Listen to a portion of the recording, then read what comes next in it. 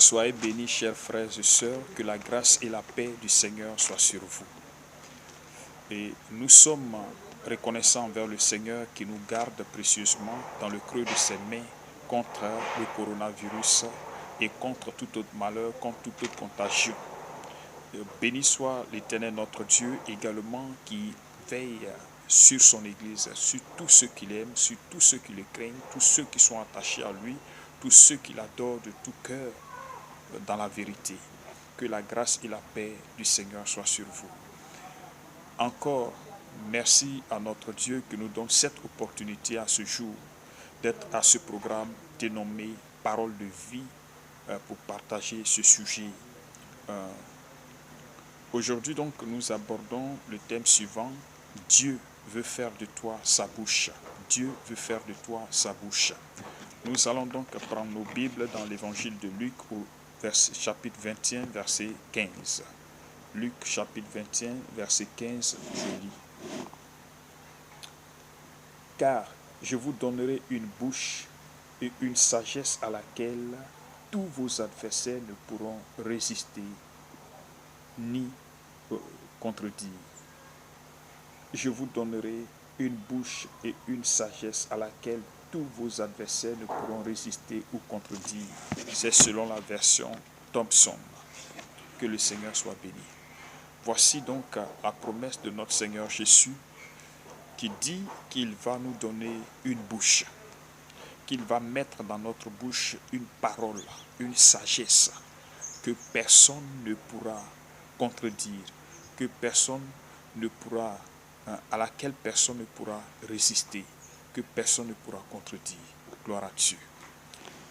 Frères et sœurs, il est donc important de comprendre ce message de notre Seigneur Jésus. Il a dit qu'il va nous donner dans ce verset une bouche et une sagesse que personne ne pourra contredire, à laquelle personne ne pourra résister. Oui, nous allons lire pour mieux comprendre. Jérémie chapitre 15, verset 19, il dit ceci: c'est pourquoi ainsi parle l'Éternel, si tu reviens à moi, je te ferai revenir à ton poste devant moi. Si tu sépares ce qui est précieux de ce qui est vil, tu seras comme ma bouche. Tu seras comme ma bouche. Gloire à Dieu. Oui, Dieu ne veut pas seulement te donner une bouche, mais il veut que tu sois comme sa bouche. Tu sois son porte-parole. Tu sois le messager du Seigneur. Tu sois celui qui annonce les oracles du Seigneur. Tu sois celui qui parle de sa part. Tu sois celui qui est prêt à recevoir les commissions de la part de l'Éternel et à les transmettre à qui de droit, à les transmettre à celui qui en a besoin, à les transmettre à l'humanité, à les transmettre aux hommes et aux femmes qui sont en train de mourir dans le péché, à les transmettre à ceux qui doivent les entendre, qui ont les oreilles pour entendre ce message, à ceux également qui sont le peuple de Dieu. Frères et sœurs, tu dois être la bouche de l'Éternel. Nous devons être la bouche de l'Éternel. Nous devons rester la bouche de l'Éternel parce que Dieu veut sauver l'humanité. Dieu veut sauver des gens. Bien-aimé, tu es serviteur de Dieu, tu es servant de Dieu, tu es enfant de Dieu, tu es chrétien donc. Qu'est-ce qui sort de ta bouche? Est-ce la sagesse de Dieu? Ne fais pas de ta bouche un dépôt de l'injustice, un dépôt de ce qui souille, mais de ta bouche doivent sortir donc la sagesse de Dieu, la parole qui donne la vie. De ta bouche doit sortir la vérité, la parole qui libère, la vérité. Il dit, vous connaîtrez la vérité vous affranchira. La parole de Dieu, qui est la vérité, doit sortir de ta bouche pour libérer les captifs, pour guérir ceux qui ont le cœur brisé, pour libérer les prisonniers, pour guérir ceux qui ont le cœur brisé. Dieu veut faire de toi sa bouche.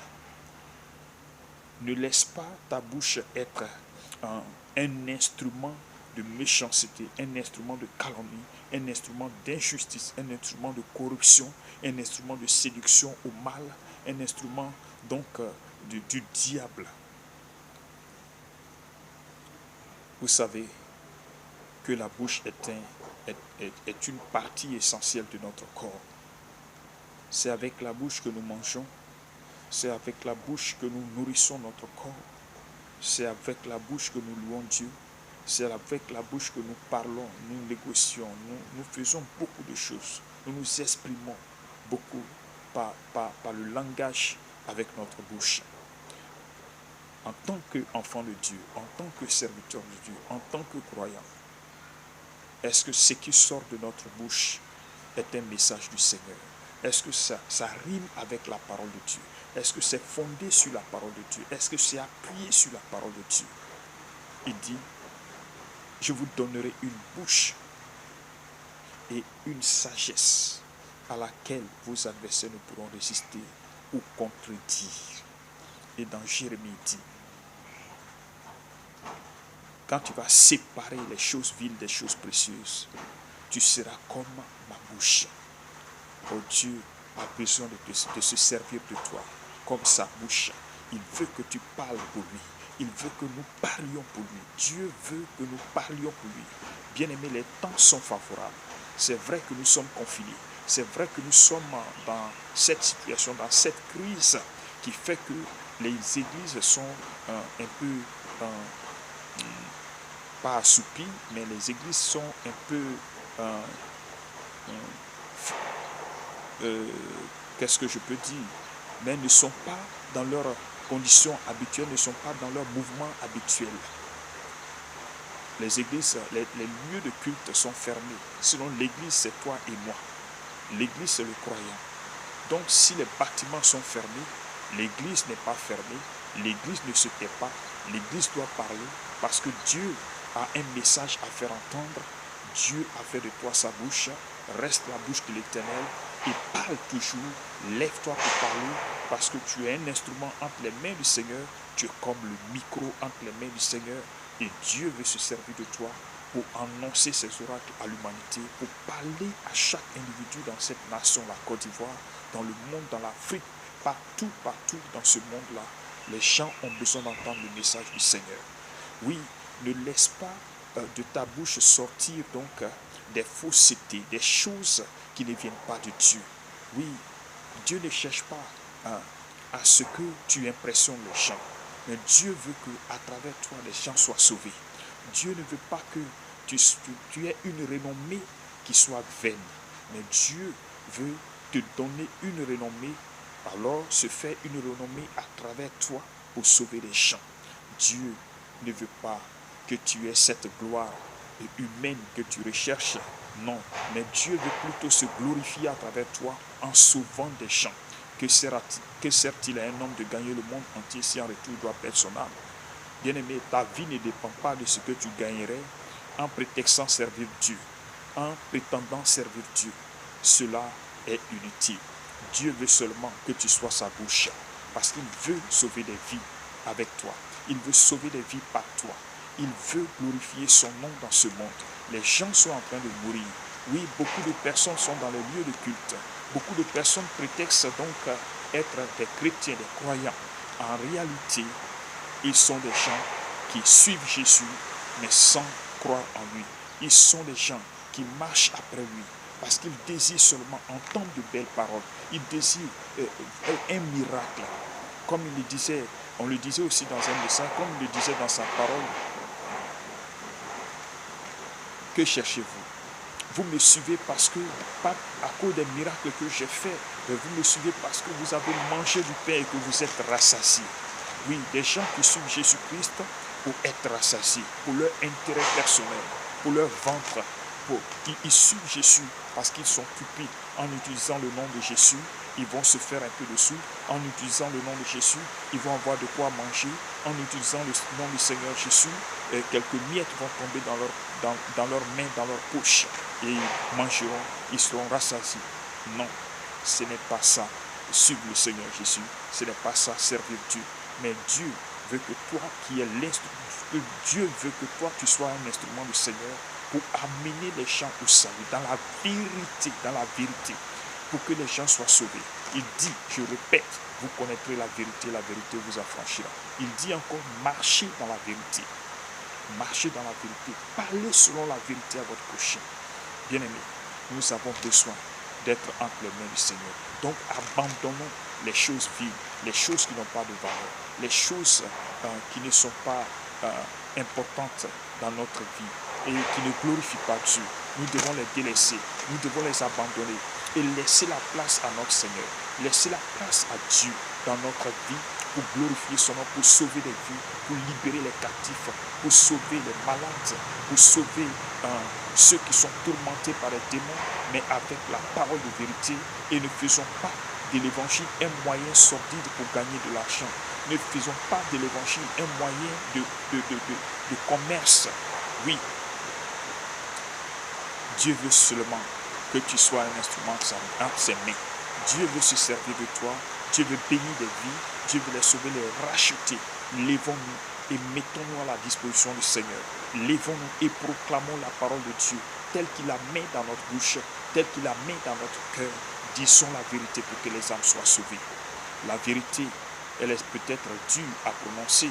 Il y en a qui ne pourront pas la supporter dans nos assemblées. Quand tu diras la vérité, ils vont t'abandonner, même si ce sont ceux qu'on voit comme de gros poissons, ou bien des bailleurs de fonds, ou bien des donateurs, des financiers dans l'église. Mais à dire la vérité, s'ils ne la supportent pas, s'ils veulent partir, qu'ils partent. Le plus important, Dieu ne nous a pas établis pour faire plaisir aux hommes, mais pour que des âmes soient sauvées. Dieu ne nous a pas établis pour faire plaisir aux hommes.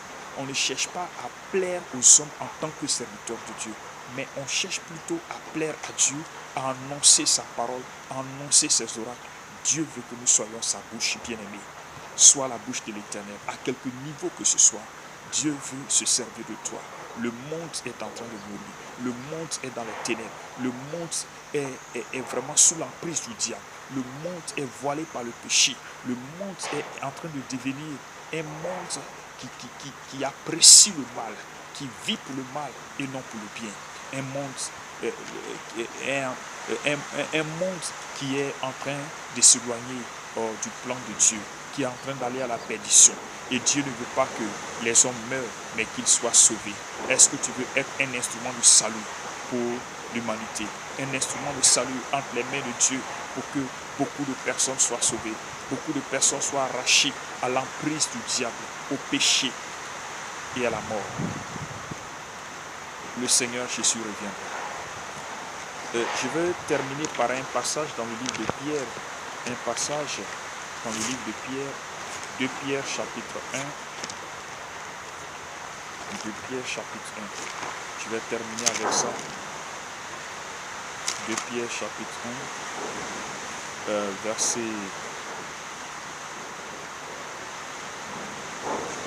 15 à 18. Verset 15 à 18.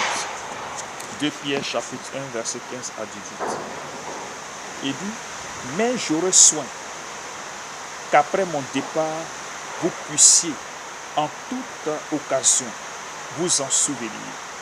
Ce n'est pas en effet en suivant des fables habilement conçues que nous vous avons fait connaître la puissance et l'avènement de notre Seigneur Jésus-Christ, mais parce que nous avons vu sa majesté de nos propres yeux. Amen. Donc pour terminer, je veux finir avec ce passage, Pierre qui exhorte donc les croyants pour dire, bientôt lui il va partir, il va quitter ce monde, il va rejoindre son Seigneur, mais il fera tout pour que les croyants se rappellent, se souviennent de son message. En ce qui concerne Jésus-Christ, en ce qui concerne le retour de Jésus-Christ, Jésus reviendra bientôt. En ce qui concerne son retour, il dit que ce ne sont pas des histoires, des fables conçues, habilement conçues, des histoires ramassées là et montées pour transmettre une sorte de message. Non, mais il le dit parce que lui, Pierre et les autres ont vu sa majesté, le Seigneur Jésus. Ils ont vécu avec lui. Jésus est mort sous les cieux. Jésus est ressuscité. Ils sont témoins de ce qui s'est passé, de la puissance de Dieu. Ils sont témoins de cela. Ils ont vécu la puissance de Dieu. Ils ont expérimenté cela. Et c'est lui qui parle du retour. Il dit le Seigneur reviendra.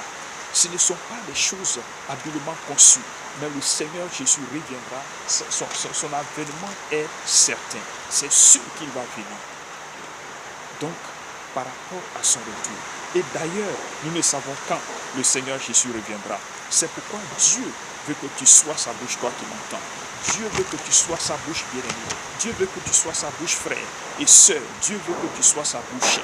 Ne reste pas dans la condition actuelle, mais lève-toi, mets-toi à la disposition du Seigneur. Sépare de ce qui est précieux les choses viles. Rattache-toi au Seigneur et sois la bouche de l'Éternel. Que le Seigneur te bénisse au nom de Jésus-Christ de Nazareth. Gloire à Dieu. Donc c'est votre serviteur, l'apôtre Désiré Brito, de la mission du Centre d'évangélisation, de formation et d'encadrement de chrétiens, basé en Côte d'Ivoire, dans le district d'Abidjan et précisément à Niamey. La mission du Centre d'évangélisation, de formation et d'encadrement de chrétiens est aussi basée dans la commune de Makori, vers le nouveau marché, le grand marché de Makori, donc dirigé donc par votre serviteur, le pasteur Nguessan Yao Antoine, qui est le directeur de la mission. Que le Seigneur soit béni et que vous soyez comme la bouche, véritablement comme la bouche de l'Éternel. Vous soyez la bouche de l'Éternel. Nous soyons tous la bouche de l'Éternel. Et vous pouvez nous contacter donc au 225 77 225 77 29 11 32, 225 77 29 11 32, 225 44 06 95 27 qui sont des numéros WhatsApp, et le 225 42 90 01 58. Si vous êtes à Makori, alors vous pouvez nous contacter. On va vous donner des instructions pour rencontrer l'homme de Dieu, le pasteur, le révérend pasteur Nguessan Yao Antoine. Et au niveau d'Aniaman également, je suis votre serviteur. Vous pouvez me contacter au numéro indiqué. Et aussi, notre objectif 2020 est de toucher les communes de Yopougon et de Cocody. Donc, si vous êtes intéressé par ce que nous sommes en train de faire, vous pouvez nous contacter et nous sommes prêts à aller vers vous. Et s'il y a la possibilité d'y installer une cellule, alors on rendra gloire à Dieu. Que le Seigneur vous bénisse. Nous sommes disponibles pour vous. Nous sommes là. Vous pouvez nous contacter si vous avez besoin d'aide, si vous avez besoin de prière. Nous sommes disponibles. Soyez bénis au nom de Jésus. Je profite de l'occasion donc pour vous faire connaître notre programme en semaine.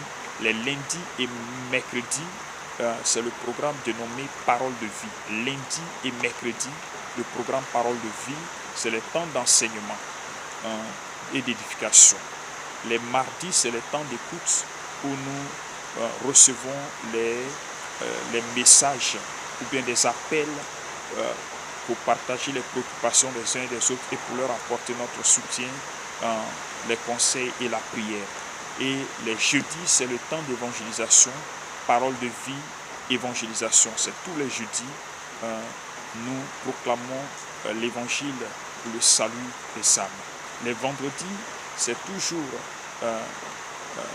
l'école de la vie, un programme spécial pour l'enseignement au sujet du mariage et de la gestion du foyer, et puis les prières pour soutenir les aspirants au mariage et les couples. Et les samedis, c'est le programme Jésus-Christ est à l'œuvre, spécial témoignage des bienfaits du Seigneur Jésus. Et le dimanche, c'est notre séance de culte et d'adoration, de louange et d'adoration, culte de louange et d'adoration. Alors donc, voici les différents programmes. Vous pouvez nous contacter si vous avez besoin de suivre notre programme. Alors contactez-nous. Que le Seigneur vous bénisse et que sa grâce soit sur vous au nom de Jésus. Bonne journée.